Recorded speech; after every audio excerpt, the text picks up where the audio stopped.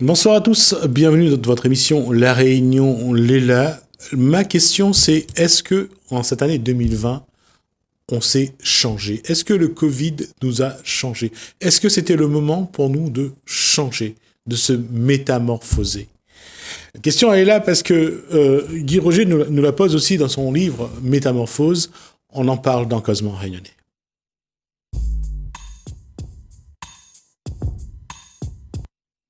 Métamorphose.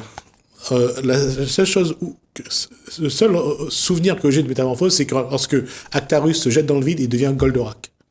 Ça n'a rien à voir. Bonsoir Guy Roger. Oui, mais peut-être qu'il faut sauter dans le vide aussi pour pouvoir comprendre qu'il y a quelque chose d'autre. Mais chose qu'on ne fait jamais. Il y a un film qui s'appelle The Game, oui, avec Sean Penn et Michael Douglas, où à un moment donné, il se jette dans le vide parce que pour lui, il y avait plus d'autres solutions. Et c'est là que, en fait, c'est tout un jeu qui a été mis en place pour l'obliger à changer. D'accord, c'est merveilleux ça. Et quand je dis est-ce que 2020, est-ce que le fait d'avoir été confiné, ça nous a obligés à changer? Est-ce que le contexte actuel nous oblige à prendre conscience qu'on doit aussi évoluer? Est-ce qu'on en est là? Et est-ce que Guy Roger est dans cette démarche? Moi, je suis dans la démarche plutôt que l'existence, on ne peut pas être tout le temps répété. On a répété nos existences depuis qu'on est petit, on a des mémoires, on a répété, on va à l'école, on essaye d'avoir mieux, on essaye tout le temps d'être mieux. Mais en fait, on n'est jamais mieux, mais on répète ce qu'on aimerait qu'il se passe. Et la métamorphose dans mon livre... Je vais juste dire quelque chose. C'est un petit peu... On a répété. Je suis d'accord, hein, mais je voulais juste ajouter ça. On a répété parce que c'est un confort aussi. Parce qu'on sait ce qu'il y a, on sait ce que ça nous apporte et on sait qu'on n'est pas déçu. Bien sûr, parce que c'est un réconfort de pouvoir avoir des habitudes et des train-train. Et ça nous fait nous repérer sur des références. Tout à fait. Tu vois. Oui. Et nos références sont tellement comme d'habitude et on ne se perd pas avec les références. Et ça montre aussi qu'on a, je sais pas si c'est une peur, une crainte ou quoi que ce soit, mais on a peur un peu du changement. On a peur aussi de sortir de nos habitudes, de notre routine. Les gestes là. On rentre chez soi, on dépose la clé, on regarde même pas. On sait que le meuble est là, on dépose la clé là. C'est ça. On va enlever nos chaussures à tel endroit et on répète. On répète. Ça. C'est le confort. Zone de confort. C'est une zone de confort. Privilège. C'est une zone de confort qui à terme devient aussi destructeur. Voilà. Et tu parlais de coronavirus tout à l'heure. Est-ce que ça nous a changé? Moi, je pense que ce coronavirus montre les limites de l'homme. Parce que nous nous sommes mis dans, comme tu dis, dans des carcans, dans des habitudes et tout ça. Et on s'aperçoit qu'en fait, toutes ces habitudes, quand le coronavirus est arrivé, ça a chamboulé beaucoup de choses. On peut pas se dire qu'on peut pérenniser notre confort, tu vois, parce qu'il y aura toujours quelque chose qui viendra nous déranger. Toujours dans la vie. Que tu aimes ou pas. Ça va être dérangé. Et de toute l'histoire de la race humaine, il y a eu des moments comme ça où on a été dérangé par les choses qui nous ont cassé nos conforts. Et je crois que peut-être, si on comprend ça, on aura peut-être envie de voir qu'est-ce qu'il y a quand on accepte de surfer avec l'insécurité. Parce que l'insécurité, c'est quelque chose de très beau. Mais ça ne donne pas l'habitude et le train-train. Donc, il faut que tu sois constamment dans un milieu il faut continuellement s'adapter. Constamment s'adapter, voilà. Et justement, s'adapter dans ce monde, c'est la chose qu'on ne nous a pas appris. On nous a appris qu'il faut avoir l'habitude, il faut mettre les choses bien carrées, le confort et tout ça. Et ça fait que je crois que l'être humain aujourd'hui, il avait besoin de ce coronavirus. Alors maintenant que tu dis qu'on soit obligé de changer ou pas, ça c'est une autre histoire. D'accord. Je garde ça pour moi. D'accord, je comprends. Je reste sur un point. Là, le moment. Et dans notre cheminement, dans notre évolution, il y a des moments où les choses se font, on va dire hors coronavirus. Il y a des moments où on prend la décision. Je vais changer là. Aujourd'hui, je vais changer les habitudes. Je vais réaménager ma chambre. Je vais réaménager la maison. Je vais faire différemment. Parce qu'il y a un moment, on a besoin de quitter quelque chose pour autre chose. Une nouveauté. Se sentir différent. Et quand je dis le coronavirus, pourquoi ? Parce qu'on n'a pas eu le choix cette fois-ci. On nous a dit, vous êtes confinés. Et vous devez, pendant 55 jours, vous devez apprendre à vivre avec quelqu'un que vous voyez le soir, le week-end. Mais on se connaît pas, quoi. Ouais, on se connaît pas. Et à la rigueur, on s'évitait. Oui. Pour ne pas se taper dessus. Voilà. Et là, parce que instinctivement, peut-être, on est prisonnier de ces habitudes. Et comme les habitudes nous réconfortent, on continue à faire ce qui est d'habitude. Mais quand il s'agit d'être là, sans habitude, avec quelqu'un qu'on connaît pas, eh ben tout change parce que on ne sait pas qu'est-ce qui va se passer. Donc on est plutôt dans la défensive. La défensive. Et la question, c'est est-ce qu'on peut mourir et renaître ? Alors, quand on parle de métamorphose, c'est plus ça, finalement. Oui. C'est évoluer, c'est changer. Moi, je dis mourir et renaître, c'est pour une image qui est plus facile à comprendre, c'est faire changer. Ouais. Changer son comportement. Tu sais, il y a juste une petite phrase au dos du livre, la 4e de couverture. Lis-le, tu sais peut-être que c'est plus... Telle la chenille qui devient papillon, telle aussi l'entité égocentrique, ils doivent tous deux se métamorphoser pour renaître. Comment s'engager dans ce processus ? Et j'ai lu en fait, parce que j'avais besoin, je me suis repéré par rapport au livre. Mais justement, quand on dit comment s'engager dans ce processus, ils doivent tous deux se métamorphoser pour renaître. Et c'est là qu'il y a un paradoxe, parce que la métamorphose, c'est pas la mort de quelque chose. Oui.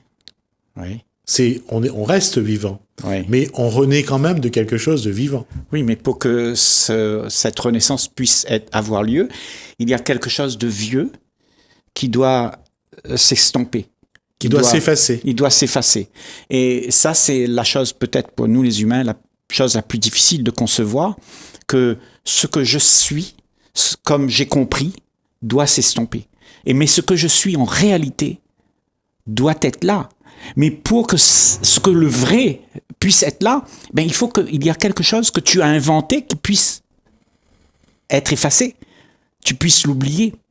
Mais on aime bien, tu sais, nos repères, nos habitudes, parce que moi, je suis comme ça, je mets un petit crocodile, je suis quelqu'un. Et tout ça, ça réconforte. Et donc, à ce moment-là, on est encore des chenilles, tu sais.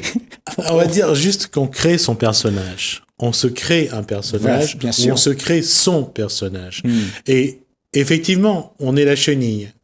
Mais quand on regarde une chenille, je dirais plutôt, elle est plutôt joviale, elle cherche son bourgeon pour se nourrir. Oui. Elle ne se pose pas trop de questions non plus. Non, c'est ce qu'on fait. Aujourd'hui, avant le coronavirus, on ne se posait pas de questions. On était dans notre petit monde, bien tranquille, jovial, comme tu dis. On a beaucoup de plaisir dans ce monde, tu sais. Et c'est bien, beaucoup de plaisir, c'est important pour nous. Et on ne cherche que ça. Mais on ne sait pas que derrière tout ça, la cause de tout ce plaisir qu'on a, il y a quelque chose qui se fait. Et ça se fait en dépit de notre bon sens. Alors, comment... Je vais être extrême dans ma posture. Comment des choses bien peuvent nous faire du mal à terme? Oui, c'est pas les choses bien qui nous font du mal. C'est qu'on croit bien alors. Oui, mais ce sont ceux qui pensent bien faire qui sont peut-être les plus dangereux. Tu sais? Ça, c'est Einstein qui disait ça. Ah, possible. Il disait que le monde ne sera pas détruit par ceux qui veulent faire du mal, mais par ceux qui regardent et qui ne font rien. Exactement. Et justement, le bien et le mal, dans ce cas, dans la métamorphose, doit être compris comme une chose qui est globale et qu'on ne peut pas dissocier entre le bien et le mal. Si tu commences à comparer, cette comparaison va vouloir avoir la vision de quelqu'un qui dit « moi, je préfère ça ou ça ». Tu vois? Donc, on compare et on se valorise avec la chose qu'on pense que tout le monde aime. C'est comme on dit, moi je veux pas être riche, moi je veux pas être pauvre, mais je veux être riche. Donc tout le monde compare les autres qu'ils voient autour d'eux avec des choses que les gens, ils ont pris plaisir. Mais le pauvre, il prend pas beaucoup de plaisir. Donc, le riche, il prend beaucoup de plaisir. Il a sa piscine, il a tout ça. Ben, moi, je compare entre le pauvre et le riche et je dis, je veux avoir celui que le riche a. Donc, je veux être riche. Donc, tu deviens riche, mais tu t'aperçois que ce que tu es devenu n'est pas ce que tu es. Et c'est ça le problème, c'est qu'on passe d'état en état sans jamais s'apercevoir vraiment que nous sommes au-delà de tout ça. Donc, il n'y a pas de comparaison. Et pourquoi je disais ça? Parce que la métamorphose de la chenille en papillon, c'est que la chenille est une entité, c'est un être qui existe.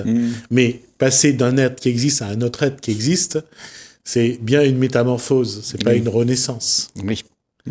Alors, comment expliquer à l'être humain que c'est pas renaître, mais évoluer, changer? Ben, changer. Attends. Quand je parle de changement, je pense qu'on peut changer. On peut arrêter de fumer. On a changé. Ouais. Okay? On peut arrêter de battre sa femme. On a changé. On est mieux. Tu vois? Mais le changement n'est pas une métamorphose. Okay? Le changement, c'est un conditionnement de notre société qui te dit comment les choses devraient être. Et tu rentres dedans, tu essayes de t'arranger, tu travailles sur toi et tu deviens ce que les gens veulent que tu sois. Donc, on fait plaisir à notre société d'être dans la bonne éthique de tout ce que les gens aimeraient voir de toi. Donc, tu leur fais plaisir, puisque autrement, tu seras pointé du doigt et tu seras condamné si tu ne changes pas. Okay? Et ça, c'est notre façon de vivre à nous, les êtres humains, aujourd'hui. On veut changer, mais on ne veut pas se transformer. Transformer, c'est quelque chose d'autre. D'accord. Tu vois? Transformer, c'est quelque chose qui intervient où tout s'arrête. Tout s'arrête. Il n'y a plus hier. Il n'y a plus demain. Il y a juste quelque chose qui s'ouvre à toi et qui est complètement neuve. Et là, à ce moment-là, ton esprit, il a une perception beaucoup plus large que tout ce qu'il peut avoir compris, analysé, entrepris de toute son existence. Et là, il y a une perception beaucoup plus large à nous qui nous est révélée, tu vois, quand on est dans cet état d'observation, que tout ce qu'on regarde dans un instant T où il n'y a pas hier, il n'y a pas demain, il y a juste là. Et ça, c'est une transformation. J'entends, mais quand on parle de métamorphose, de la chenille qui devient papillon, oui. Il y a quand même ce passage-là et n'est pas innocent. C'est comment l'être humain, chenille, va devenir papillon et qu'est-ce que ça lui apporte? Alors, justement, mais la chenille, lui, quand il est dans ce processus de transformation, qu'est-ce qui se passe avec la chenille? La chenille, c'est quelque chose de naturel. Et chez chacun d'entre nous, c'est naturel. C'est un phénomène naturel. On doit passer à une étape différente pour pouvoir comprendre d'autres choses. Tu sais, moi, la métamorphose, c'est quelque chose, on a compris quelque chose qu'on n'a jamais compris. Ça, c'est une métamorphose. D'accord. Tu vois? Et dans cette compréhension-là, on doit passer à travers des strates de nos compréhensions. On doit abandonner ce qu'on sait pour pouvoir s'avancer vers ce qu'on ne sait pas, vers ce qui est inconnu. Et ce qui nous empêche d'aller vers l'inconnu, ce sont nos peurs. Donc, la métamorphose prévoit que tes peurs se liquidifient, qu'il n'y a plus de peurs, et quand la peur, elle s'extompe, il y a quelque chose qui se transforme dans ton être et qui voit ailleurs, au-delà de tout ce qui t'empêchait avant de t'avancer. Tu ne t'avançais jamais parce que tu avais peur. Donc, tu ne voyais pas ce qu'il y avait. Tu voyais seulement ce que tu aimerais voir. Et tu as toujours gardé ton connu. La chenille, elle aime bien être chenille, tu vois. Mais quand il s'agit de se transformer, c'est un processus, tu vois, obligatoire. Parce que la vie nous le prévoit, comme le coronavirus. Il a prévu que c'était comme ça. Et nous avons tous été dedans. Et nous avons tous été transformés quelque part. Tout à fait. Tu vois. Mais à premier abord, c'est difficile parce qu'il faut abandonner ce que nous croyons avoir atteint, avoir gagné. Tu sais, toute la notoriété qu'on a eue, tout le système dans lequel on vit, qu'on aime bien, eh bien, tout ça, ça doit être vu d'une autre manière. Parce qu'aujourd'hui, le système, comment il est vu? On voit le système d'une manière à ce que ce système-là, il marche selon les principes qui a été donné par nos aïeux depuis des millénaires et des millénaires avant nous. Et ça a toujours été la même chose. Donc, l'individualisme, l'égoïsme, et tout ça prône nos sociétés. Tu vois? C'est pas un mal, c'est pas un bien, mais c'est un état d'observation. Tu vois? Et quand tu observes tout ça, le processus de la métamorphose commence. Justement, pour l'homme, et quand on écoute Guy Roger expliquer, effectivement, ça peut se faire à divers niveaux. Ça peut se faire sur des choses, je dirais, précises. Mais là, quand on parle de la chenille et du papillon, la transformation, elle est beaucoup plus forte, elle est beaucoup plus globale. On passe d'un état d'un être à un autre être. Même si là, le papillon, c'était la chenille, Oui. ou la chenille qui devient un papillon, Oui. la transformation, elle est plus radicale. Oui. Est-ce que l'être humain est prêt pour un changement aussi fort? Ben, on est tous prêts, sauf que ce qui nous empêche d'être prêts, c'est nous-mêmes, nos peurs, nos angoisses.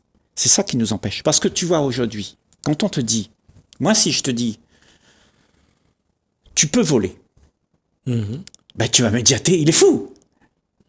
Bien sûr, tu peux pas voler, t'as pas de zèle, t'as rien. Tu es ce que tu es là. Donc tu es chenille. Tu vois?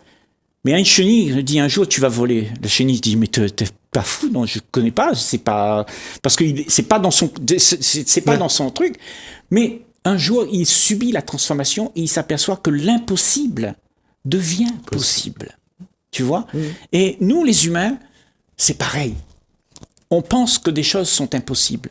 C'est impossible de regarder la vie avec beaucoup d'amour quand on voit un crime. C'est impossible. Parce que c'est dur. Tu peux pas changer ça. La haine, tout ça. On pense que c'est impossible de me changer, de me faire voir les choses différemment. Mais tu vois, la métamorphose te permet de enfin oublier cet état d'esprit pour passer à un autre état d'esprit qui passe au-delà de tout ce que l'homme a compris de toute son existence.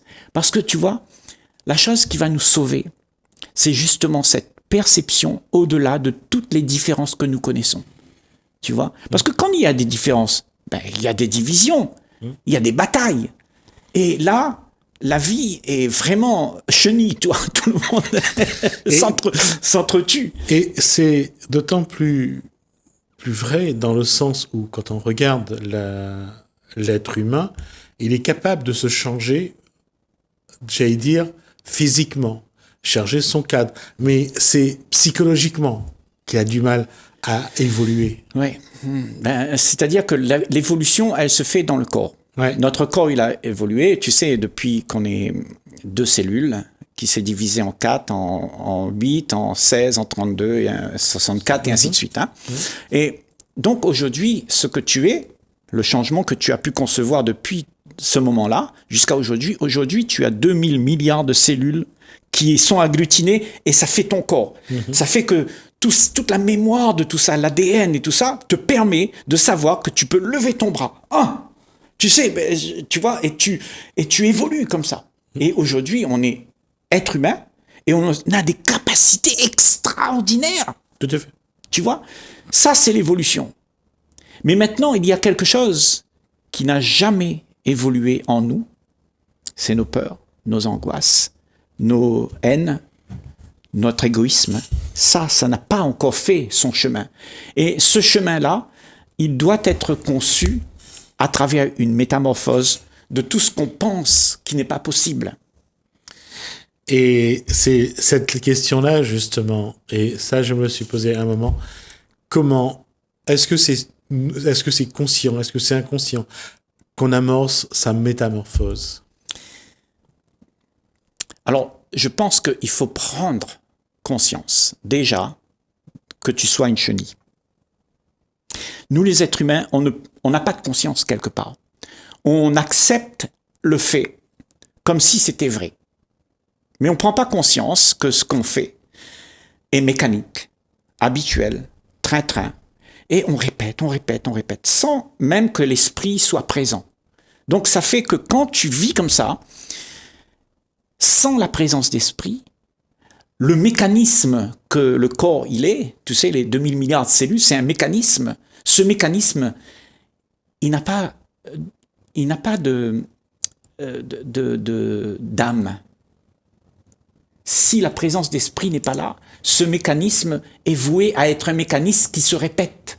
Tu sais, on se répète, on répète. Et quand tu mets de l'âme dans ce mécanisme-là, eh ben, tu peux faire en sorte que cet esprit, la présence, fait en sorte que tout marche dans l'ordre, mais pas n'importe comment, dans l'impulsion, dans le réflexe, dans la compulsion. Tu sais, comme souvent on est. Tu vois, et cette compulsion-là nous garde figés dans nos mœurs, tu sais, et on pense que c'est complètement impossible de faire autrement. Mais à partir du moment où tu as compris que ça, c'est quelque chose que tu peux changer, tu peux aller dedans pour te regarder, et quand tu as vu ce mécanisme qui est figé, sans âme, alors, et que tu mets l'âme dedans, alors ta vie devient quelque chose d'autre.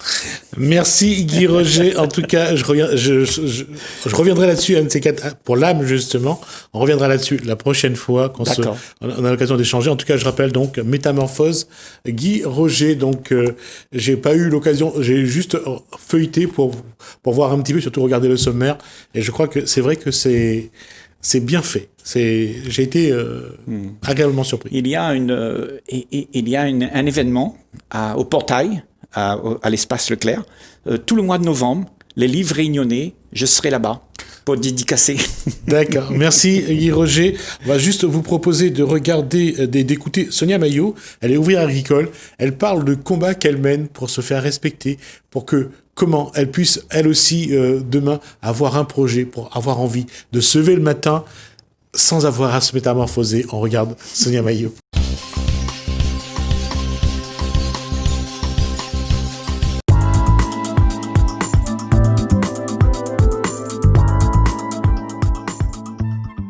C'est quoi une employée agricole polyvalente ? C'est une employée qui prépare les commandes. C'est une employée qui s'occupe du nettoyage, de l'entretien des poulaillers. C'est une employée qui trie les œufs. C'est une employée qui procède à l'emballage, au conditionnement. C'est une employée qui fait de l'hygiène, qui est du nettoyage. À quel âge vous avez commencé ? À 20 ans. Ça fait combien de temps que vous travaillez ? 22 ans. Toujours dans la même entreprise ? Toujours. Qu'est-ce qui vous motive dans votre travail ? Pour l'instant, c'est mon salaire, puisqu'il n'a aucune valorisation dans cette entreprise. Aujourd'hui, comment on va au travail ? Ma point de travail, ma point de poste, ne peut pas avoir d'évolution, puisque mon patron l'entreprise utilise la polyvalence pour empêcher à nous d'être spécialisés sur une tâche, quoi, pour valoriser notre travail.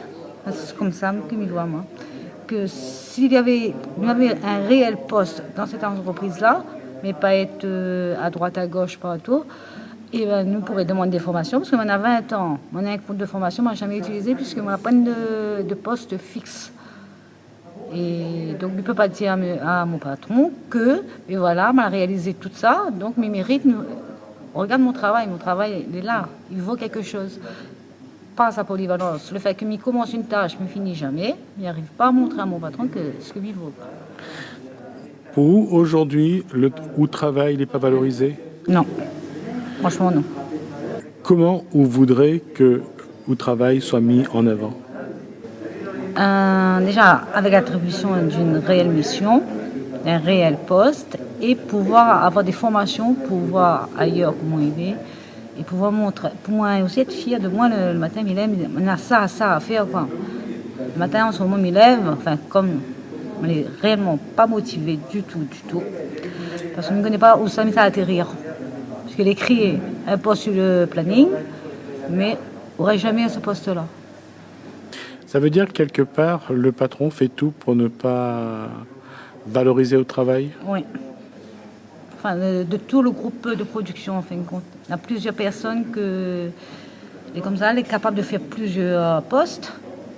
Ils n'admettent pas cette polyvalence de tous ces travailleurs-là. Ils ne veulent pas valoriser puisqu'ils ne voient pas le travail que nous fait. Mais normal, puisqu'ils ne laissent pas nous un seul travail.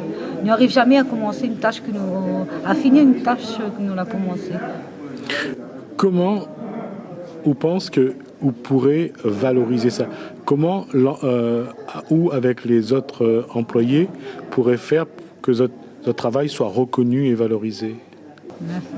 Il faut donner un poste, donner une formation, donner des responsabilités, de vraies responsabilités avec un groupe de travail, avec des personnes sous ma charge, puisque on a grandi là-dedans, en fin de compte. Hein. Mais moi, ce que je fais, ma spécialité, c'est l'hygiène, parce que j'adore nettoyer. Mais que mon énorme, mes travailleurs sous ma coupe, une formation, et puis un salaire qui va avec, qui donne à moi l'envie de dire, mais dépasse à moi aujourd'hui, quoi. Et cette situation-là, pour vous, est fait exprès pour éviter que l'on a des conflits au sein de l'entreprise, pour empêcher les autres d'être ensemble, pour empêcher les autres de bataille pour le travail? Non, je pense qu'il utilise la polyvalence pas pour avoir à payer à nous réellement notre travail. Donc nous les tout au SMIC. Et jamais ne fait rien, quoi. C'est lui, au contraire, c'est lui qui fait une grande faveur en permettant nous d'avoir un travail. Pendant 20 ans, on m'a cru ça. Mais comme le réveil a été vraiment brutal. Alors aujourd'hui, comment on voit votre avenir professionnel? Ma point d'avenir professionnel, tant qu'on ne va trouver pas un réel poste. Franchement, non, pas. Mais ça va travailler parce que je suis obligée d'aller travailler pour pouvoir subvenir aux besoins de ma famille. Moi, j'aimerais être un responsable avec une équipe à mener, avoir des gens autour de moi qui disent à un moment donné, parce qu'à la fin du mois, si nous avons réussi ça, nous obtenons ça. Nous avons un objectif à atteindre. Là, en ce moment, ce travail n'a pas d'objectif. Mais il revient là-dessus, c'est que il faut quand même un petit peu son travail. Quand où ça va, il faut quand même où ça ou bien. Non, il ne sent pas bien. Franchement. Quand le matin, il me réveille, s'il me connaît que c'est mon jour de repos, moi, j'ai envie de réveiller, mais quand il connaît son travail, non. Le seul truc qui fait vraiment un peu, c'est que je retrouve mes collègues. Enfin, mes collègues, mes camarades. Parce qu'en ce moment, dans notre entreprise, on a 2 groupes. Depuis, nous avons eu un mouvement de grève, on a établi 2 groupes, et là, nous avons fondé un groupe avec qui nous arrive à communiquer, avec qui nous partage les mêmes idées, avec qui nous veut un poste, nous veut montre au patron de quoi nous sommes capables, donne à nous de la valeur à nous-mêmes en fin de compte, parce que là, en fin de compte, pour nous aussi, il n'y a pas une grande valeur, hein, puisque... Qu'est-ce qui a amené cette grève? C'est un collègue avec qui avait des relations de travail, mais des relations aussi en dehors. Il a été menacé de licenciement. On trouve ça totalement injuste, surtout que le motif n'était pas vraiment trop légal, quoi, ce que le patron voulait. Mais moi, j'étais contre cette idée qu'il pouvait, à cause d'être illégal, qu'il ait licencié mon collègue. Alors que celui-ci, il était comme moi, il faisait tout sans être valorisé, quoi. La grève a duré combien de jours? Lundi, mardi, mercredi, jeudi, 4 jours. Et comment ça a abouti? Mon collègue a la poignarde à moi dans le dos. C'est-à-dire? Il a fait un arrangement le 3e jour là, le soir avec le patron. Et depuis, ça a amené quelle ambiance dans l'entreprise? C'est comme je viens de dire, on a 2 groupes dans l'entreprise. On a de la méfiance au début, on avait beaucoup de méfiance en nous parce que ce collègue-là, tout le monde était apprécié 100%, n'a pas compris son revirement. Ça fait mal, par contre, ça fait mal. Mais maintenant, on a un petit groupe qui dit « nous veut ça, nous veut ça ». Et ce petit groupe-là, met de confiance en moi, en fin de compte. Et c'est moi qui débatte avec le patron maintenant. C'est moi qui parle avec lui, c'est moi qui explique les problèmes. On est délégué du personnel maintenant. Par contre, ça a rendu moi fière. Au moins, on est content maintenant, ça travaille parce que je connais, mais ça surveille le patron, mais ça apprend à apprendre mes droits, parce que je croyais que je n'avais aucun droit, mais en fin de compte, Mais moi, j'étais juste chanceuse que mon patron, il donnait moi un travail, il donnait moi un salaire. Et pendant 20 ans, on a travaillé dans l'espoir que mon patron, il considère mon travail, il reconnaît mon travail. Mais il n'a jamais eu. Au contraire, durant la grève, là, on a pris ça en pleine... c'est du un gros mot, en pleine gueule. Son mépris, quoi. Là, on a vu que la considération... Un patron n'aura jamais de la considération. En tout cas, notre patron, nous n'aura jamais de considération pour ses employés. De toute façon, déjà, du moment où moi, j'ai eu une avancée dans ma vie privée, m'a vu le changement avec le patron parce que moi, j'étais un petit peu moins disponible par rapport aux célibataires, au travail, ça. Mais il a fait comprendre à moi à ce moment, comme il commençait à dire non. Le premier non était dur à dire, mais ensuite, on a quand même un caractère. Hein. Et quand on a commencé à dire non un peu souvent, à faire remarquer les inégalités que étaient trop flagrantes pour moi, que je n'arrivais plus à accepter parce que je ne pouvais pas mon travail à moi me comparer avec une autre, que n'avait plus d'affinité avec le patron, parce que chez nous c'est une politique d'affinité. Et ben là, il a commencé bien à saquer quoi, avec les avertissements. Mais franchement, on est fiers de déléguer. Franchement, on est fiers parce que on a des trucs qu'il y a accordé à nous. Ah, on était super contents. Le patron donne à nous ça, comme pour le 1er mai. Quand on a une prime, on était super contents. On n'était pas grand-chose, mais on était super contents. Mais après, grâce à ce collègue-là, même s'il n'y a pas rien à nous donner d'eau, on a appris que tout ça n'était rien par rapport à ce qu'il devait à nous. Là, nous avons réalisé vraiment que c'est notre travail qui faisait avancer l'entreprise. C'est pas le patron qui faisait avancer, c'était nous. C'est grâce à nous que l'entreprise à laquelle il est à ce niveau-là, parce qu'elle a une bonne place sur le marché. C'est sans nous, il n'était rien. Alors qu'on a toujours cru, c'est grâce à nous, grâce au patron que nous avons une entreprise. Mais non, l'entreprise c'est nous, c'est pas le patron. Et franchement, avec notre groupe-là, nous la développe une solidarité qui fait du bien. Quand un dit non, tout il dit non. Mais il est très dur parce qu'on a deux groupes dans notre entreprise et il faut encaisser les... c'est vrai qu'il est devant. Donc, même on a dit à mon groupe là, ça c'est nous noyaux, c'est les gens qui ont fait la grève. Nous les attaqués souvent par le patron, mais nous communiquons, nous l'a appris à communiquer, nous l'a appris à pu être dans nos petits coins, à dire ah mais on a le droit à ça, on connaît. Ah, on connaît, on a vu ça. C'est des trucs que nous échangeons. Avant, non. On trouve ça les juste. Mais si nous on ne se trouve pas les juste, allons dire ça au patron qu'il n'est pas normal qu'il applique ça. On est un petit peu. À votre avis, c'est un bon dialogue social entre les travailleurs et le patron ou pas, aujourd'hui? Dans mon entreprise? Entre ou le patron, c'est un bon dialogue social? Non. Je l'ai découvert. Moi, c'est une personne, je peux dire, ça c'est un truc qui m'est fier.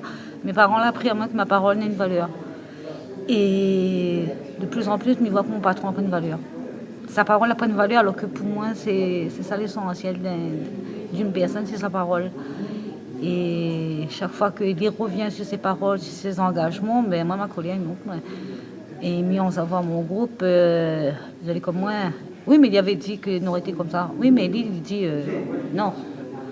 Mais après, moi, avec le syndicat qu'il a pris à nous, les méthodes, enregistrer, écrire, on a dit ça, on ne peut pas revenir dessus parce que mais ça, il fait comprendre. Les paroles doivent avoir une valeur quand même, c'est la moindre des choses. Mais lui, non. En fin de compte, il n'a aucun respect ni pour nous, ni pour nos vies privées, parce qu'on a vu des employés que tu consacres à lui beaucoup plus de temps personnel que moi m'a consacré.